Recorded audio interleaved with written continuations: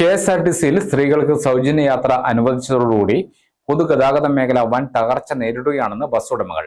സ്വകാര്യ ബസ് വ്യവസായം സംരക്ഷിക്കണം. ഈ ആവശ്യം ഉന്നയിച്ച് സംസ്ഥാന ബസ് ഓപ്പറേറ്റേഴ്സ് ഫെഡറേഷൻ പ്രക്ഷോഭത്തിനിറങ്ങും. സംഘടനാ നേതൃത്വത്തിന്റെ ആഹ്വാനമനുസരിച്ച് ജൂലൈ 20 മുതൽ 25 വരെ ഒരാഴ്ചക്കാലം തിരുവനന്തപുരം സെക്രട്ടേറിയറ്റിന് മുന്നിൽ ബസ് ഉടമകളുടെയും കുടുംബാംഗങ്ങളുടെയും റിലേ ധർണയും പ്രതിഷേധ മാർച്ചും നടത്താൻ തീരുമാനിച്ചതായി Thalassery private bus operators association ഭാരവാഹികൾ തലശ്ശേരിയിൽ മാധ്യമങ്ങളോട് പറഞ്ഞു. സംസ്ഥാനത്തെ പല ജില്ലകളിലും സ്വകാര്യ ബസ്സുകൾ സർവീസ് നടത്താൻ കഴിയാത്ത സാഹചര്യത്തിൽ ജി-ഫോം നൽകി സ്റ്റോപ്പേജ് കൊടുത്ത് നിർത്തിയിരിക്കുകയാണ്.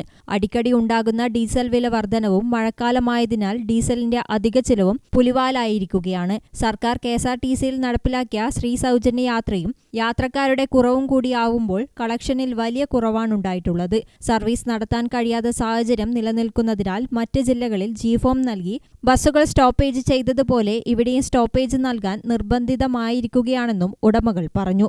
ഈ പ്രശ്നങ്ങൾ പരിഹരിക്കണം. അതോടൊപ്പം വിദ്യാർത്ഥികളുടെ കൺസ്ട്രക്ഷൻ യാത്രാ നിരക്കിൽ വർധനവ് വരുത്തണമെന്നും Thalassery private operators association Thalassery unit general secretary K Gangadharan പറഞ്ഞു.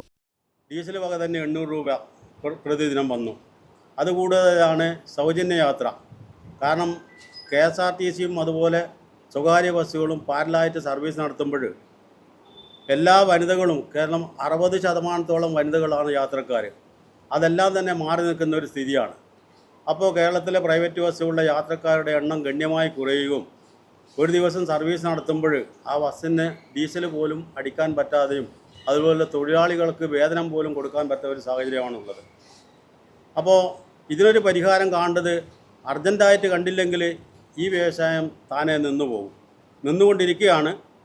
ഒട്ടുമിക്ക ജില്ലകളിലും ഈ 1-ാം തീയതി മുതൽ ഇന്ന് മുതൽ ജി-ഫോം കൊണ്ടിരിക്കുകയാണ്.